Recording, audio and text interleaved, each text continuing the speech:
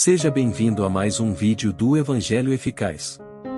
Antes de continuar, deixa um like nesse vídeo e inscreva-se no canal para continuar recebendo novos vídeos. O que Paulo está dizendo aqui é que determinadas pessoas não podem entrar no reino de Cristo, não podem fazer parte do reino de Cristo. Ele dá a relação aqui, olha, saibam isso. Nenhum incontinente, todo mundo sabe o que é incontinência, é falta de domínio. É falta de domínio próprio, de você se controlar. Você simplesmente não consegue se controlar. Então a incontinência aqui é nessas áreas que foram mencionadas. A pessoa que simplesmente não tem controle sobre os seus desejos sexuais, sobre os seus impulsos sexuais, por exemplo, ou o desejo de ter aquilo que não lhe pertence.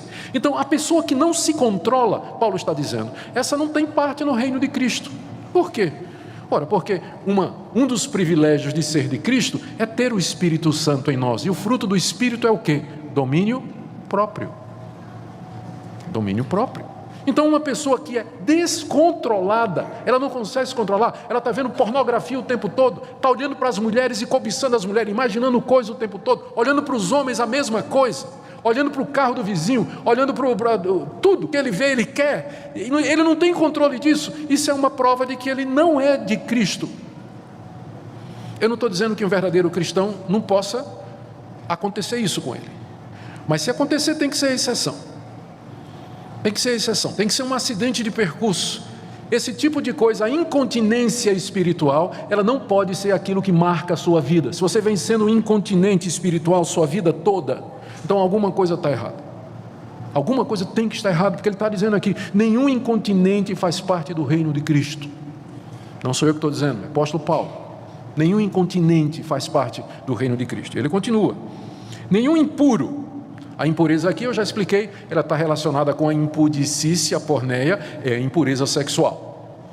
E como eu disse, infelizmente, no andar dessa vida, um crente verdadeiro pode tropeçar e cometer uma porneia, uma imoralidade sexual. Infelizmente, ele pode errar, ele pode fazer o que não devia, mas se ele é crente de verdade, ele vai chorar muito, ele vai se arrepender muito, ele vai amargar o que ele fez, ele vai desejar que Deus o levasse de volta no tempo para que ele pudesse passar por aquele período e fazer a coisa certa, porque ele não quer nunca mais fazer isso. Ele está arrependido, está disposto a assumir as consequências do seu erro, mas o que é impuro, ele continua a fazer a impureza. Ele pode até sentir um pouco de remorso aqui e acolá, mas ele continua na imoralidade, no adultério, na fornicação.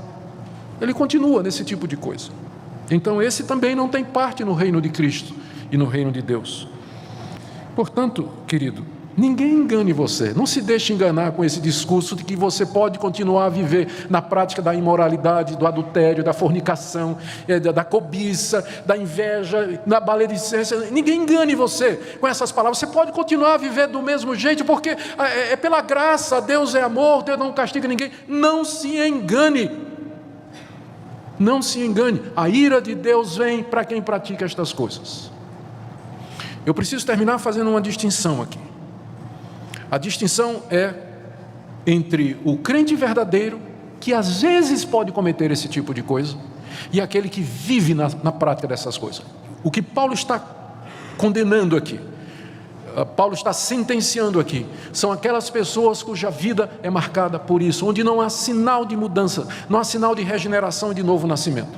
Então não se iluda, se durante a sua vida toda, não há arrependimento disso, não há mudança disso, não há desejo de abandonar isso. Então você deve muito bem se perguntar se você de fato conhece a Deus e conhece o Senhor Jesus Cristo. Você pode ser um desses sobre quem a ira de Deus está vindo. Mas eu quero lhe dizer nessa noite que só o fato de você estar aqui ouvindo essa mensagem já é um sinal da graça de Deus e do favor de Deus para você.